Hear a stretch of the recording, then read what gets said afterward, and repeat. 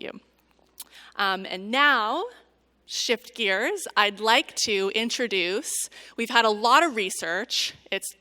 There's a lot to digest, a lot of content. I'm going to be thinking and learning certainly for the rest of the weekend. And now we want to give you something that hopefully you can take home and it can make your day a little bit easier tonight, tomorrow. And that's why we find talks about accessible technology, tips can be truly life-changing. And Dr. Anna Juricic is a wonderful friend at the Foundation Fighting Blindness. She's been a co-chair on our Cycle for Sight event. She's done Facebook Live sessions with us. And every time she helps us with anything, people reach out to me and say, give us more of that, please, because Anna has such a wonderful way of describing these great new technologies, and you're a really gifted educator. So we're really pleased to have Anna here with us today, and I'll pass the stage to her.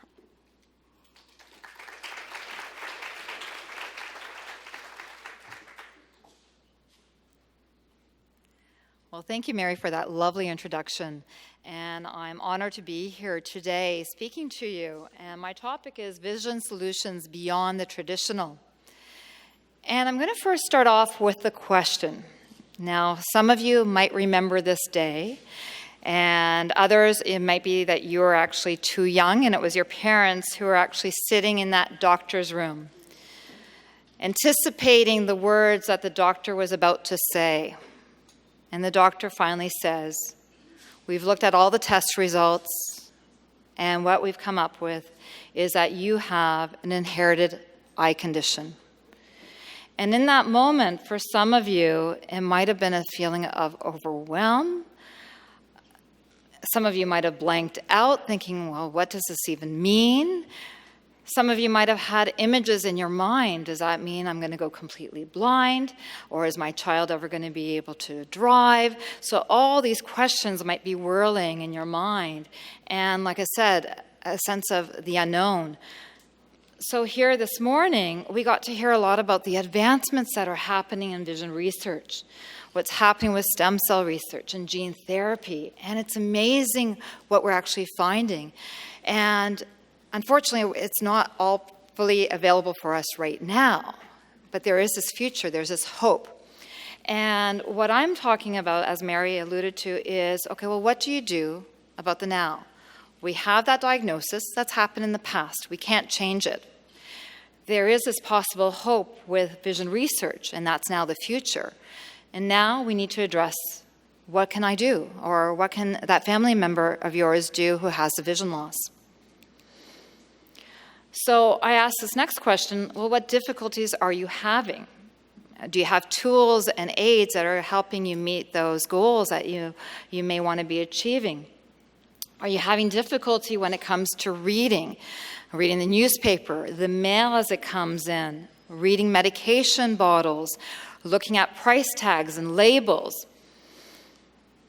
How about distance? Are you able to see the faces of your loved ones? Can you actually see the TV? Can you see street signs? Go to live events, go to the theater. Are you having difficulty there?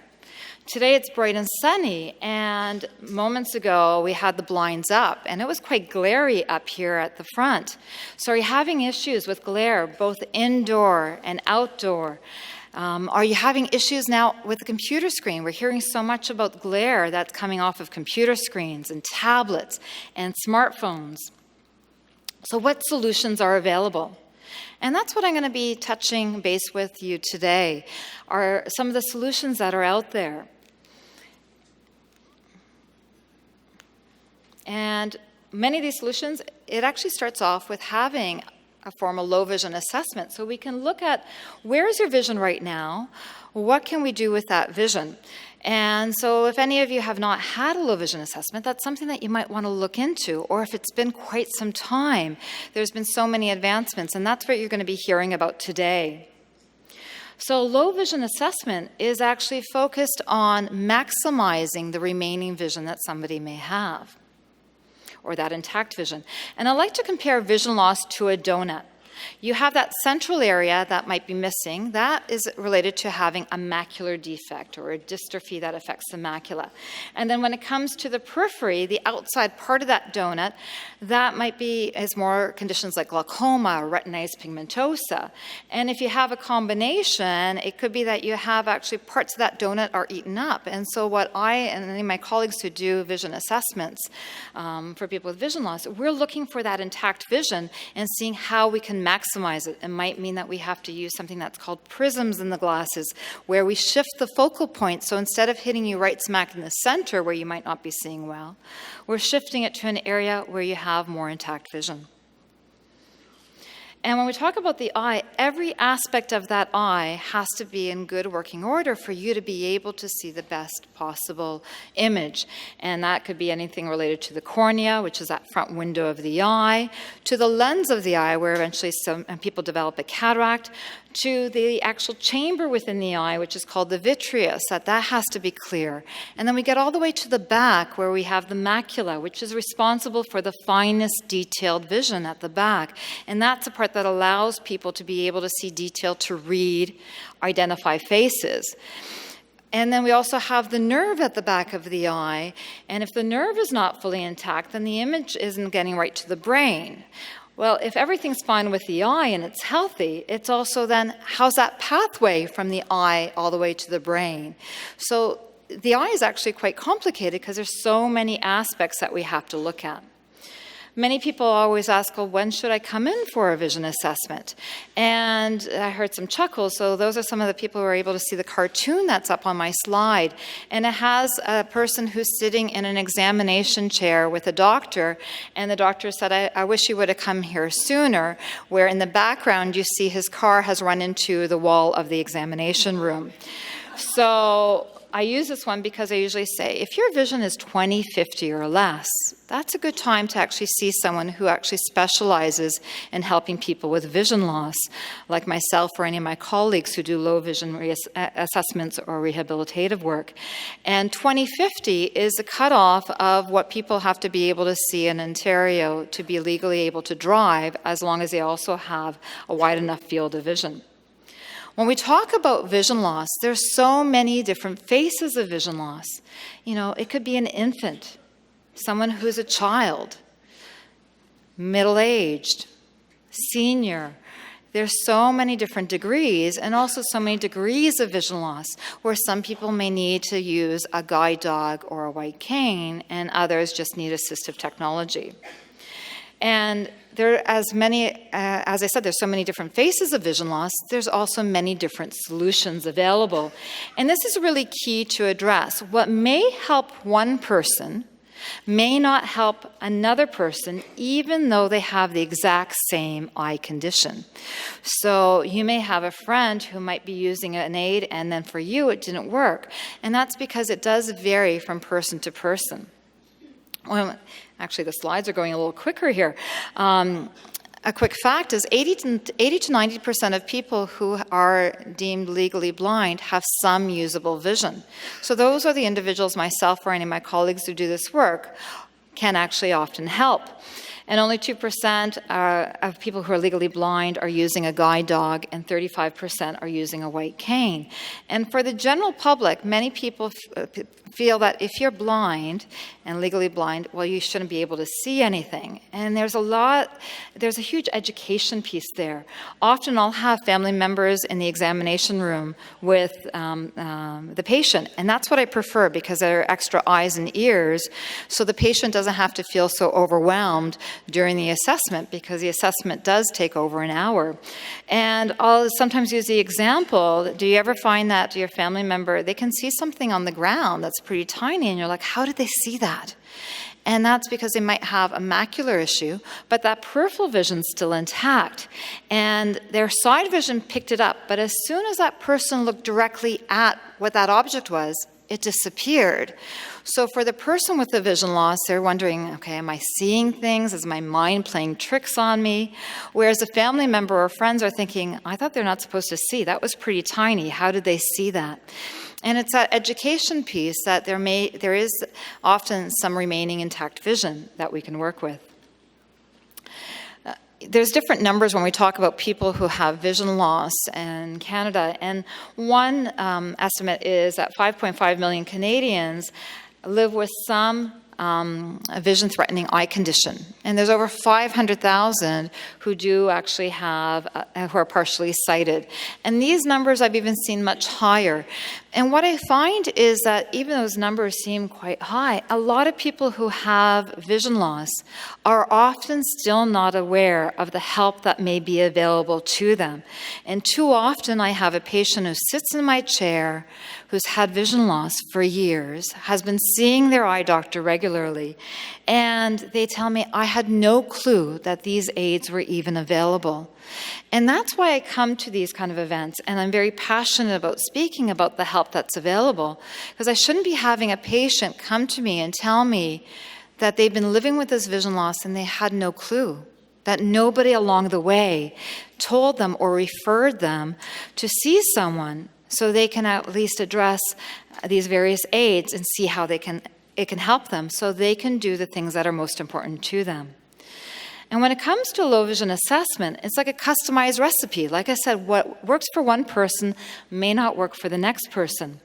And step one is always addressing, well, what are the vision goals of that person?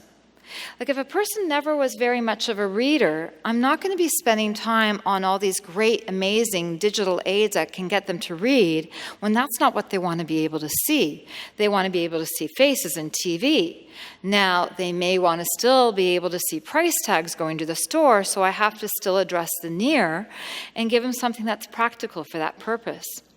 But the number one step after I've determined the vision goals is actually determining, is there anything I can do with glasses first? Because if I'm able to improve their vision with glasses, even by a few lines, then anything I'm about to show afterwards will be maximized even more for that individual. And some patients say, well, why can't you just make the glasses strong enough? Can't you just make them stronger? And I always like to answer, I give them the analogy, it's like going up a hill or a mountain. When we're at the top of that mountain, that's the best possible prescription we can give the person. If we just keep adding lenses to make it stronger, you start going downhill and it blurs up the vision. So glasses alone often can only give us so much vision. And then that's where the other vision aids now come as a follow-up. With the glasses, we also have to address the glare. As I mentioned earlier, glare is a huge issue. And when we talk about glare, it's actually the stray light that's quite glaring to the back of the eye. And there's various filters that are available. So I just brought up here a sample where I have one of the yellow Corning lenses. And these can be prescribed in the glasses if it helps a person. And when it comes to this part of my assessment, it's really quick and easy. I show them the tint and I ask them simply, does this make it more comfortable? Can you see better? And if it does, they'll tell me that, wow, okay, it improved the contrast, it's more comfortable. Now, I can show that same tint to somebody else who has the same condition, and it may not be the best solution for them. And sometimes the tint may work in certain conditions, so it might be great for when it's bright outside, and it could work for regular indoor bright lights. But in the evening, when it's a lot dimmer, it might just be too dark. So then we might have to get clear lenses for that purpose. But we have fit-overs that can be put on, polarized sunglasses, and you're going to hear more about these blue-blocking lenses. Blue-blocking lenses were actually developed to try to come up with a good solution for people who have computer eye strain. And they started figuring this out about 10 years ago, that with all the computer work people were doing, some people had this strain. And what they found, it's actually the blue wavelengths of light that are being emitted off these screens is more intense, and it causes much more glare at the back of the eye, and it can damage those molecules and cells at the back of the macula. And they started about 10 years ago coming up with really light yellow glasses that people could use for the computer going to work. Now, with the general population who doesn't have vision loss, coming to work wearing bright yellow glasses wasn't something that was maybe cosmetically acceptable, or they didn't want people to think they had a vision problem. So the lens manufacturers have been focusing quite a bit on coming up with lighter colored tints where they're almost clear but have a blue blocking effect as well. And I find a lot of my low vision patients, even if they don't like the bright, intense yellows and oranges, do appreciate the very light ones as well. I have a picture right now of the U2 lead singer Bono. And how many of you are aware that he's been living with an eye condition? With a raise of hands? Well, there's a few hands that came up. Back in 2014, he revealed that for over 10 years at that point in time, he was diagnosed with glaucoma. And the reason that he has all those funky colored tinted lenses he wears on stage and in public is actually because of the glare. So I commend him for finally coming out, because to have someone of that kind of popularity and celebrity status coming out that he has vision loss and the things that he does has really opened up the conversation, and more people have actually asked about tinted lenses, because they do see that it is actually acceptable for some people to be wearing them, and here it is, Bono's wearing the tinted orange glasses. After doing the eyeglasses and the glare, the next step to address is that of near viewing aids.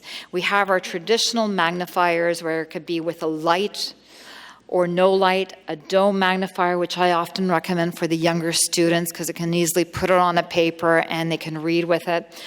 There are some that are really compact and thin. There's high-powered prismatic glasses. Now, those work well for some individuals. You have to keep in mind, you have to hold the reading print really, really close. And some of my patients don't want to be holding something so closely. And in this kind of case, that's when we have to look at other options, like digital reading devices. And I love what's happened with this field. And I've been watching this over the last 15 years.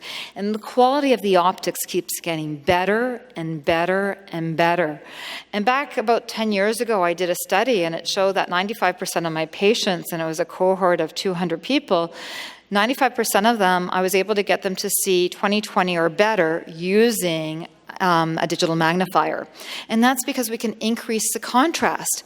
7 out of 10 of my patients usually prefer the black background, either white on black or yellow on black. If they don't like that, they like the darker black on white. But the digital magnifiers allow you to do that, where a traditional magnifier just magnifies whatever you have in front of you. And the nice thing about the digital magnifiers is that they have a lot of different sizes now as well. And I have one here just in front of me that I'm going to just show you quickly, where I've taken a quick snapshot. And you can actually take a camera image, and with the digital magnifier, you can make it more magnified by hitting a button, make it less magnified. This one actually has a scrolling feature that you can actually allow the text to move back and forth when it's in the live mode, where it goes horizontally. The new version of this, which is even bigger, that we have on display, is one that I really like. It came out in back in the spring of 2018, and it's called the Visilux XL FHD. And this one that I showed you here has a 7-inch screen size. The new one has a 12-inch screen size, 2.2 pounds. What I like about it, it's very lightweight. It has a scroll feature that you can adjust it to move horizontally back and forth with a simple hit of a button, vertically. It's also touch screen. And what this device has allowed my users, patients to do, is to be able to actually dynamically move the print as they're reading.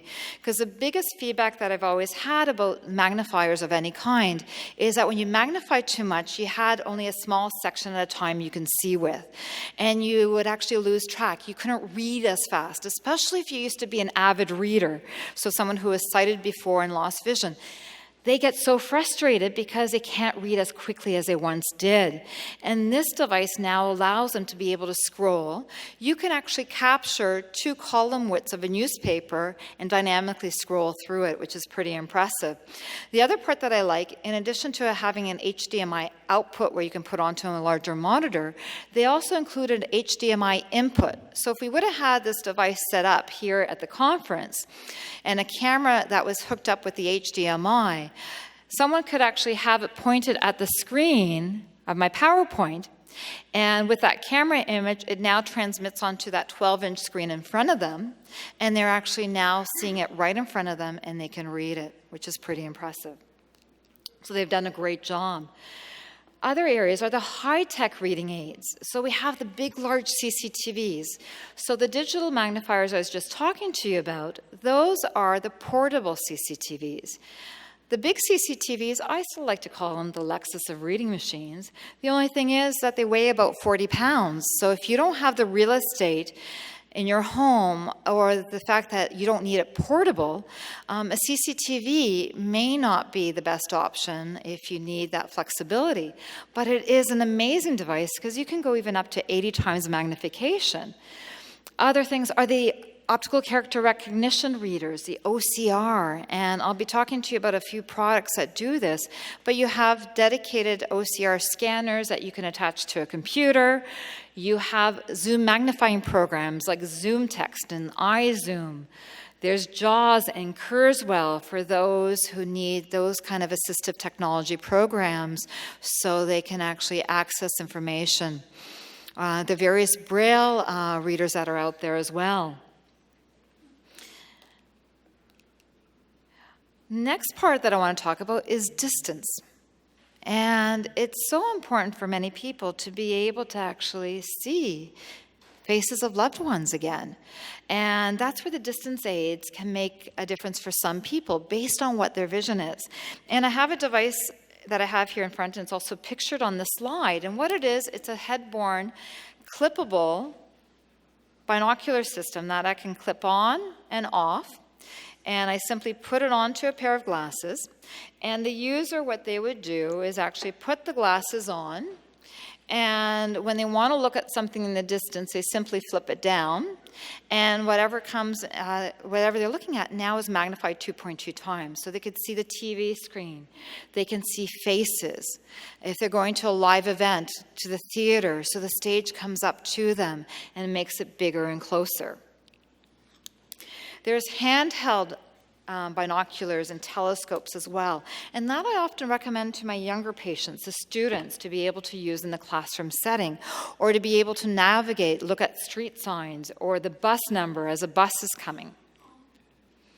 Here's a picture of a patient of mine where we did a customized solution. She appreciated the glare-cutting lenses, so we got them as a sunglass clip that clipped onto her frame with a magnet. She liked the telescopic clip to be able to see faces of her family and to watch TV. So it was really big to come up with a multi-purpose solution, and this worked well for her, that she was able to see these different things. Now, this is the part that I get passionate about. Many people who know me, I really am passionate about the technology that's out there. And we have our electronic eyewear. So we have eSight that's been here with a head-borne distance viewing aid.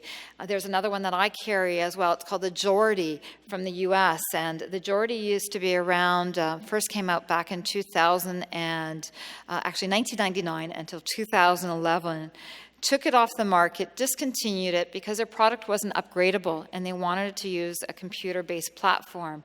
And so last year they revealed a new version where when we talk about these head-borne devices, what's unique about them is that they allow a user to be able to see things in the distance, intermediate, and up close all in one unit. Whereas most devices that I've been talking to you about right now are either for far away or up close, and not both. The next one that I want to talk about is Orcam. So we have Nada, who's here from Orcam. I carry the Orcam at the office as well. And what the Orcam is, it's actually a smart, intuitive camera system that was developed in Israel.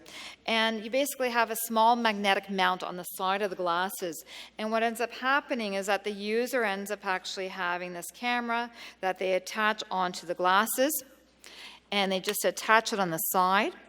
It has an audible. Battery is 70% charged. Hopefully you'll be able to hear some of this right now. There's an audible component to it.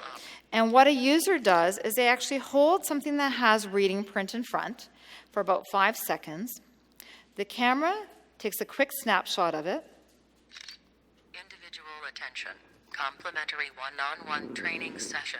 So Each it's now Orcam reading iOS back device is hand-delivered what I by just a took a picture of. certified Orcam trainer. And the fun part is, to make it stop, I can put my hand out like a stop sign symbol, and it knows that gesture means stop talking. Now, I could have just tapped the side of it, but I think it's fun that we can just put our hand out. It can also, if you do the gesture of checking time, it'll let you know the time and the date. It can identify currency, so it'll tell you if it's 20 Canadian dollars, or better yet, if you're in the US where all the money looks the same, it will tell you $20, and that means it's US currency. It can actually identify certain universal barcodes, so it'll tell you the information that might be attached to it. It also does facial recognition, so you can save up to 100 faces in the camera. So if somebody was using this and a family member or a friend comes into a group and doesn't want to interrupt the person who's visually impaired wearing the Orcam, if the camera picks up that person's face and it's been stored in the system, it will let the user know with the audio part their name. So my face has been saved, so you'll hear a male voice who says Dr. Juricic when you look at me using the camera. So it's pretty impressive that way. It also can actually read back in French and Spanish as well.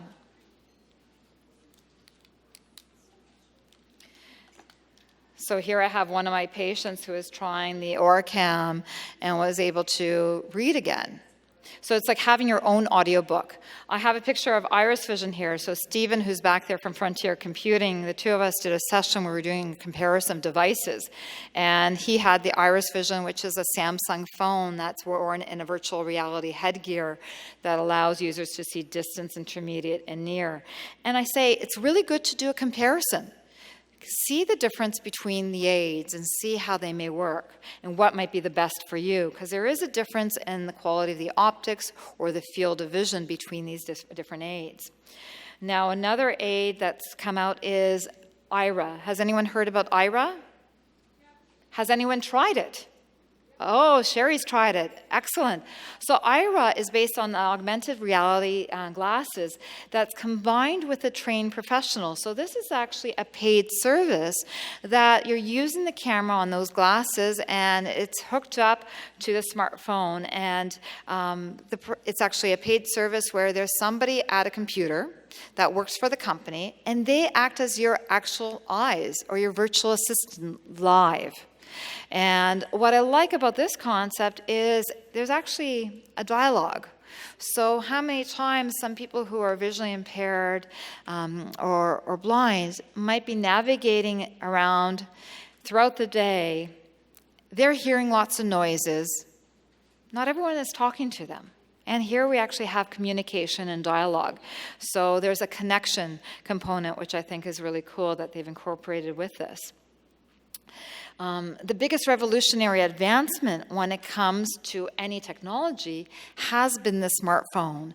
And we always say that it's the biggest revolutionary advancement since Braille, and next year Braille turns 200 years of age. And with the smartphone, then we have to deal with all these apps, and it can be bombarding with all the information of all the apps that are out there. And I'm only touching on a few because there's so many out there. But one of them is Be My Eyes. So again, where you have volunteers who, it might take a little bit of a delay, but you use the camera of your phone and somebody's connected that could actually tell you what you might have in front of you. And I have this quick chart that I have that I found. It was a comparison of the Ayewear compared to the My Eyes. And this will be, somebody can actually have access to it off the PowerPoint through the Foundation Fighting Blindness. There's a lot of information there, but I wanted to let you know there is a comparison chart. There's also Seeing AI. Has anyone used Seeing AI? Sherry has again, and a few more hands have come up. So this is actually a technology, it's an app from Microsoft.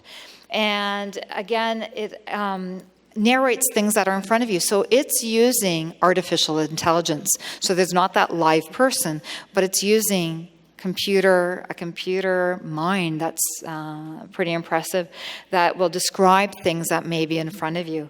And it might be worthwhile to hear some of the feedback of some of these individuals after, while you're still here at the Vision Quest. I have a picture here of one of our Canadian Parapan athletes, Tiara Knight, that was taken back at the Parapan Games, and she was using the Blind Square app. So many of you might be familiar with Blind Square, which is an app that describes what might be around you using the GPS and connects to GPS. There's an iBeacon app, which is now your indoor GPS as well. Another one is Visually Impaired Apps, VIA, from the Braille Institute. I've mentioned this one for years. It's a great resource to be able to have a good contact place that can look at many of the different apps that are available for those who are visually impaired and blind, and give you a resource and see what people who are users are having to say about various apps. For the students that are here in the room, there's one called Learning Alley, and this is a paid app, but it provides access to a library full of 70,000 audiobooks and textbooks for those who are from kindergarten all the way up to college, university levels. There's Tap-Tap-See that's been around for a long time, that you can hold your camera with that app and it will tell you what might be in front of it as well. So that's another free app. I mentioned now also voice-activated assistants.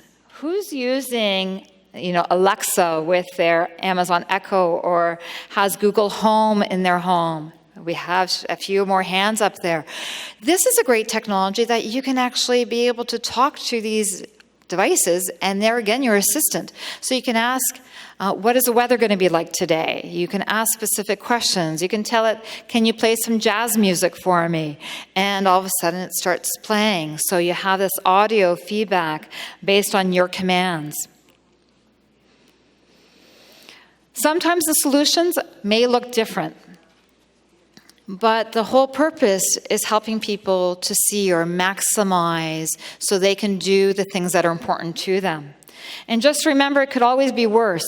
So I have some slides here of some interesting telescopic units that I think were homemade, where somebody's wearing a whole big telescope that they've mounted on their face. So if you think some of the aids are really big that I was showing you, thankfully they're not as big as the ones I have on my slide right now. So like I said, the solutions may not be just regular glasses, but if it allows you to see and do the things that are important to you, is it worth it? Is a question that I pose.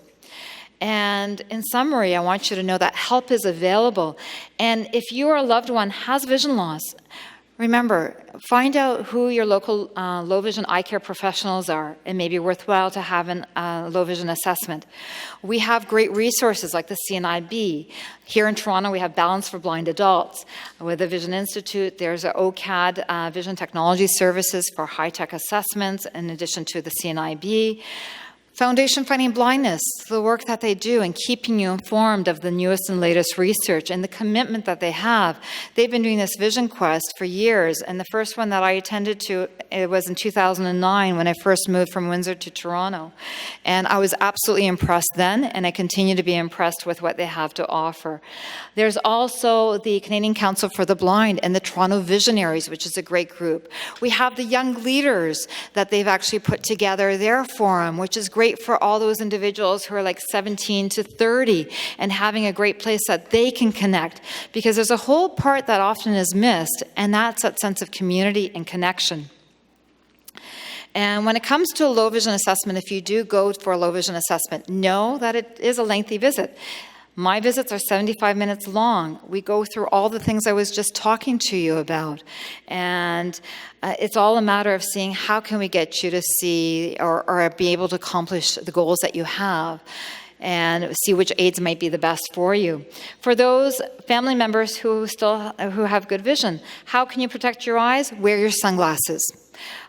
Eat your green leafy vegetables. Use your multivitamins if you're not eating and getting it in your diet. If you're a smoker, we know smoking can actually cause an increased likelihood of having cataracts and macular degeneration a lot sooner. Have a routine eye exam, really important, so that you may not have the symptoms, but that eye doctor may catch something when it's still in the early stages. Community, as I mentioned a few times already, know that you're not alone. Connecting, finding places like this where you can meet other people who may have similar conditions or who also live with vision loss is very huge, because we do know that people who have vision loss are more likely to be clinically depressed. Doesn't mean that they're always clinically depressed. You can have good days and bad days, but often that's not being addressed. So if you have a sense of community and connection, that's one way to keep you on those days when you need somebody. You have someone who you can actually connect with, who can relate to you. Local resources. The Trailblazer Bike Club, I participated with them for years. Tandem biking, especially with training for Cycle for Sight, highly recommend them. We have the Ice Owl hockey team, we have blind sailing, there's a ski club, many different organizations out there. There is even Hands on Fire, creative sculptures that you don't have to be athletic. You can just have fun and do sculptures and work with clay. Be an advocate. I'm very passionate about being an advocate. And let people know. Volunteer your time. Organizations like here at the Foundation Fighting Blindness, they do great work. They have comic vision. I'm a big fan of Cycle for Sight. In the last 7 years, I've done it 6 years, and I've enjoyed it tremendously. And I always do it on a tandem bike, and my cycling partner it has either been completely blind or has been partially sighted. And that's an amazing sense of community. If you've ever done Cycle for Sight, anyone here who's done it will tell you how amazing of an event it is. I always like to end, everyone deserves, in quotations, to see the beautiful things in life. And I always finish off with a picture of my 4 kids. They're my beautiful things in life. So thank you.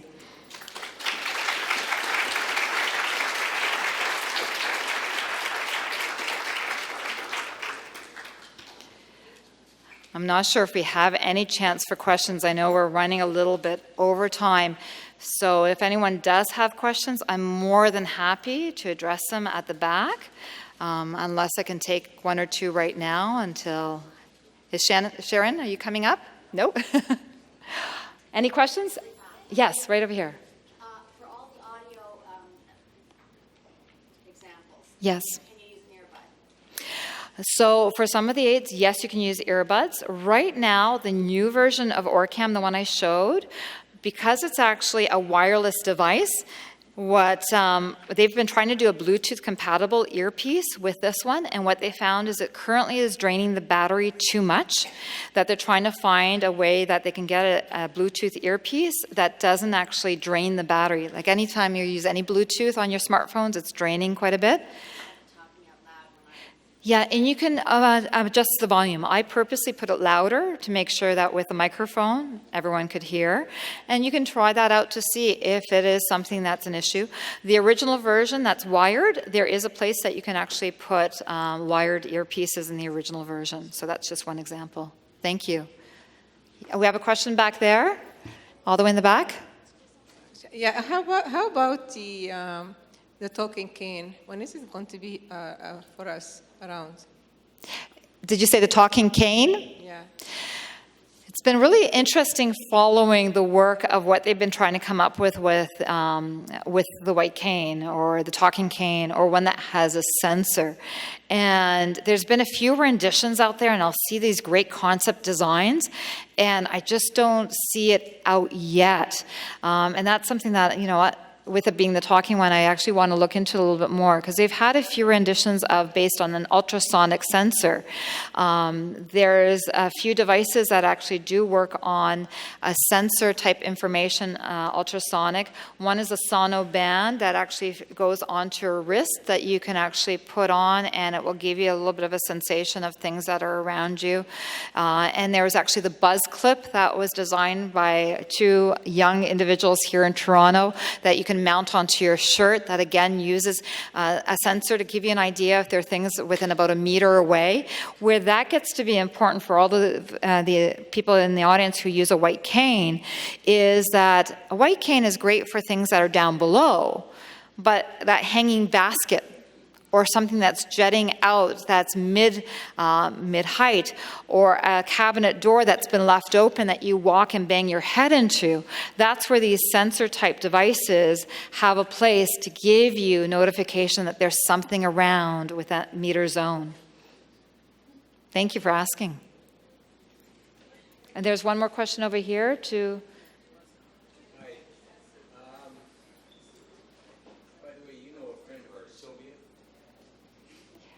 There's a few Sylvias I know, but I'm sure, and I thought that might be the one, yes. I talked to you last year, I think, about mode sensor. In terms of which? Is there a microphone? Did she talk to you about a mode sensor? I'm trying to remember. We were at a fair together, and there were some other things that we were looking at. So, Well, it's another ultrasonic device that you hold in your hand, and you can aim it wherever you want to Yeah. find out where things is that one are. available out on the market right now? Not anymore. It hasn't been built for 15 or 20 years. I'm still using one that's held together with Scotch tape. But I'm wondering if there are alternatives to that kind of aid. I do remember the conversation, and I remember she was asking, and now I know it was for yourself. I'm not sure. I can do some research and ask some of the people that I'm connected with, and I'm more than happy if you give me your contact information. I can see what I can find out for you specifically. Please, thank you. And one way to stay connected, because this part about technology is ever-changing. And I find it exciting because it keeps me in the loop where I'm always researching. And one of the things, we've just relaunched our website where I'm going to be putting some stuff onto the website where I'm also doing video blogs, will be something new. So if you want to know what's out there and you want to hear more from me, by all means, go to my website, sign up to get the email notifications. The website is www.drlowvision, so DrLowVision.com. And that'll be a great way to stay connected and be aware of what might be out there, because it is an exciting area and it's always ever changing. Thank you.